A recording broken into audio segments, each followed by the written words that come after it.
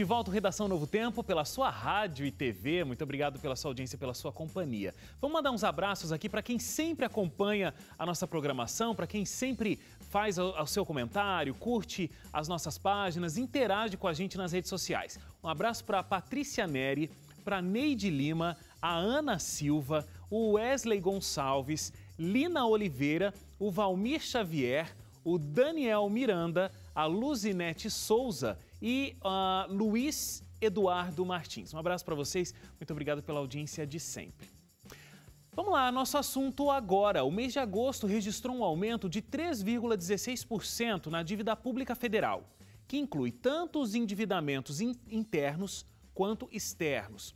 Os valores da dívida chegam a 2,68 trilhões de reais. E para tentar equilibrar as contas, o governo tem aumentado os impostos, além das medidas para reduzir os gastos. Entre elas, então, está o corte no investimento de alguns projetos, como o Pronatec e o Ciência Sem Fronteiras, que vão ter no ano que vem somente metade do orçamento que estava previsto inicialmente. A gente já falou aqui sobre medidas econômicas, questões da nossa grande dívida, situação econômica do Brasil, algumas vezes aqui no Redação. E hoje a gente tem essa informação para discutir aqui. Esses dois projetos, o Pronatec e o Ciência Sem Fronteira, no ano que vem com 50% a menos de orçamento. O país que é considerado, ou tem slogan, né? Está sob o slogan Pátria Educadora, é um pouco complexo pensar que o corte vem justamente aí, né?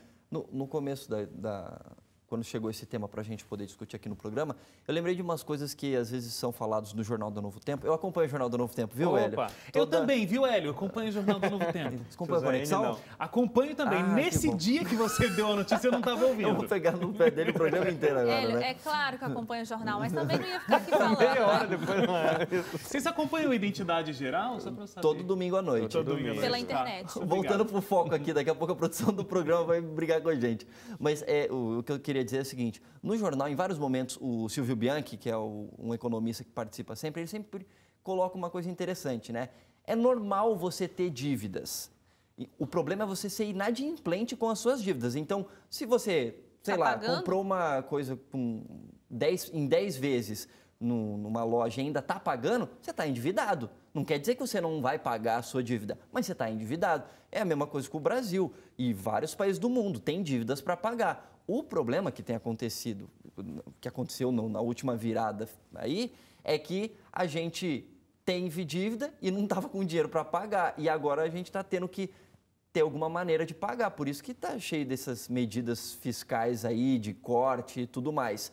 E, inclusive, medidas para aumentar os impostos, né? Está surgindo a vontade da CPMF. Nos últimos tempos, aumentou o IOF para quem faz saque no exterior, entre outras coisas, aumentou essa alíquota. Tudo para conseguir fechar a conta, que nem em casa, né? Se a dívida está aumentando na sua casa, você não tem como pagar, o que você vai fazer? Vai dar um jeito de ganhar mais dinheiro ou vai cortar. Só que o problema é que está cortando, inclusive, na educação.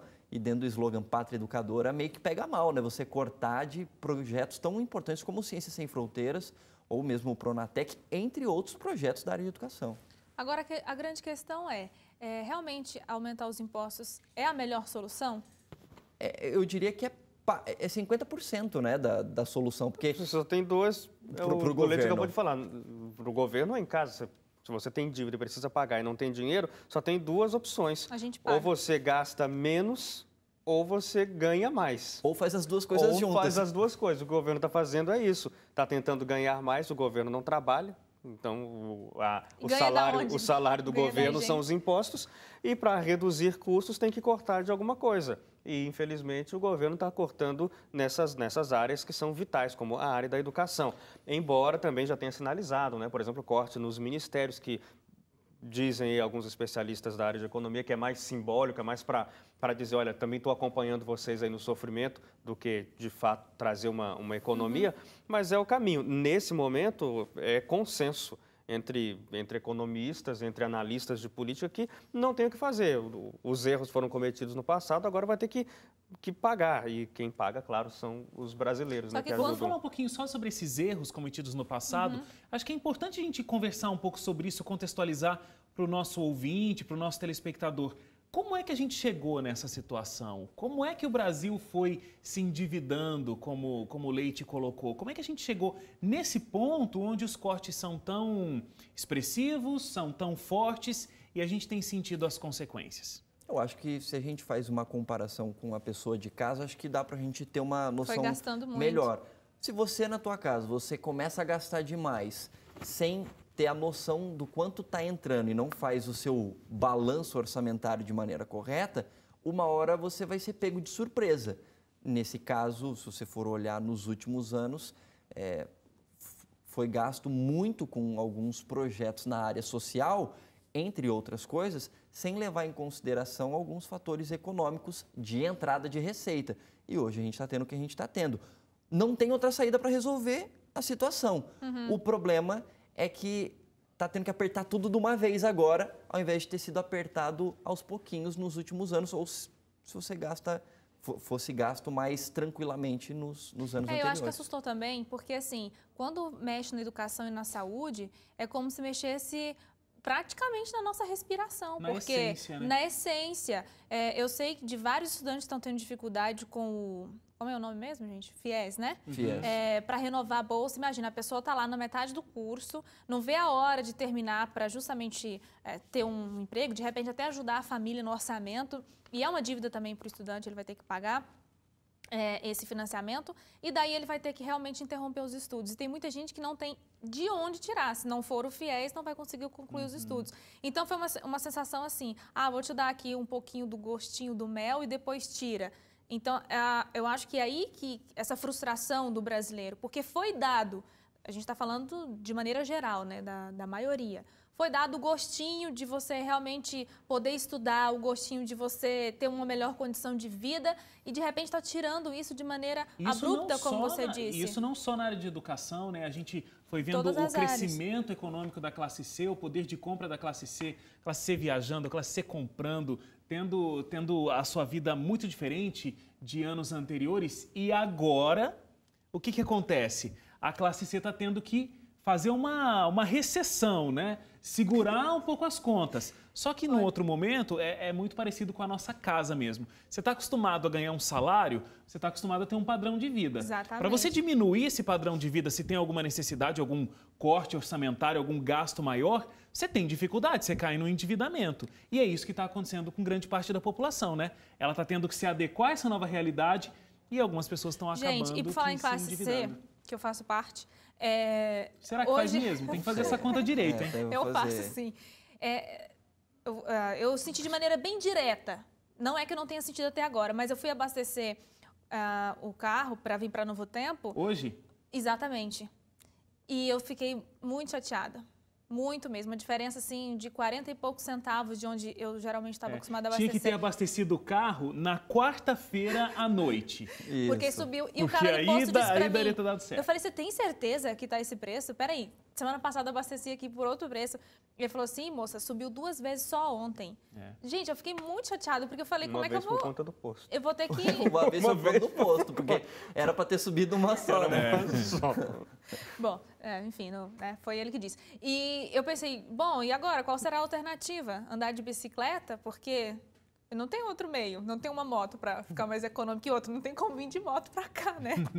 O Hélio vem de moto para Novo Tempo. Vem de moto para Novo Tempo. Ele não anda... a nossa diferença em quilometragem, muita. Mas realmente, a gente pode, por exemplo, pode não ter tido uma diminuição de salário, pode ninguém ter perdido o emprego, mas o que a gente está pagando nos nossos produtos que a gente tem que consumir, produtos que são de primeira necessidade, estão muito diferentes. Inclusive supermercado, né? Exatamente. Comer menos, arroz, feijão e uma batatinha. Nem cebola pode colocar, porque cebola está muito cara.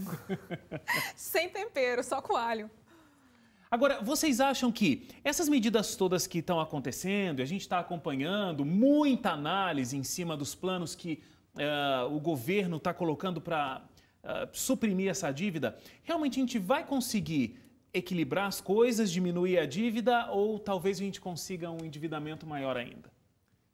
Eu acho que o endividamento maior é pouco provável. O que pode acontecer, alguns economistas falam, é que a nossa economia para 2016 ela pode se contrair novamente no sentido de que você tem mais inflação, as pessoas estão tentando, numa situação de crise econômica, as pessoas geralmente e instituições não pensam muito no bem comum, cada um quer se resguardar a si mesmo. Então você guarda o seu dinheiro, você tenta não gastar. Então, ao gastar menos, a economia para de crescer também. Então, isso pode, inclusive, afetar o próprio balanço econômico do governo, porque se você gasta menos, os impostos aqui no Brasil vêm de consumo. Então, você gasta menos, consome menos, o governo arrecada menos também. Então, não é uma ciência exata, apesar de lidar com números, a economia é uma coisa bem volátil. Ela é pulsante, né? É viva. E, inclusive, o governo, neste ano, está arrecadando menos percentualmente em comparação a anos anteriores, apesar de os impostos terem aumentado, justamente por isso, porque os desacelerou, impostos... Desacelerou com mais impostos, só que ao mesmo tempo a gente está com uma inflação que já está chegando a 10%, já passou do dobro da meta do governo. O governo tem uma meta de ter uma inflação de 4,5% ao ano. A gente já passou disso faz tempo, então já é o dobro disso. Por isso que você percebe os alimentos tão altos no supermercado. Aí a gente tem essa crise institucional, política, que acaba ocasionando acaba pressionando o real para baixo frente ao dólar. E muitas coisas que a gente consome são baseadas no dólar, então aumenta um pouco mais. Aí a gente tem os problemas que foram erros do passado, por exemplo, o que a gente chama de represamento de preços, no caso da energia elétrica, no caso de combustíveis. Então, que os aumentos deveriam ter vindo gradualmente e foram contidos, principalmente no ano de eleição. Eleitoral. E aí a gente está recebendo essa enxurrada de coisas de uma vez só. Aí ocorre o que o Leite falou, em casa eu vou parar de consumir muita coisa. Só que quando eu paro de consumir em casa, eu afeto o comércio, eu afeto a indústria, eu afeto as empresas que também vão passar por essa bola de neve. E aí o governo vai começar a receber menos impostos, porque todo mundo está parando. Então o negócio fica um ciclo muito ruim para a economia. E é por isso que as expectativas para o ano que vem não são de melhor ainda. São de, no máximo, uma tentativa de estabilidade, mas melhora mesmo, segundo os especialistas da área de economia estão projetando, e são projeções que podem mudar a qualquer momento, é de que só para 2017 é que a coisa comece a se ajeitar de novo. Pois é, gente, vamos respirar fundo e segurar a onda para consumir, né, Suzane? E segurar a onda também para falar mais comentários, porque a gente tem que ir para o intervalo. Eu ia contar um negócio mó legal. Deixa para semana que vem. Conta no intervalo. Depois do intervalo, os funcionários fantasmas e fujões da Assembleia Legislativa de Goiás entram em pauta aqui no Redação. A gente volta logo depois do intervalo, não sai daí.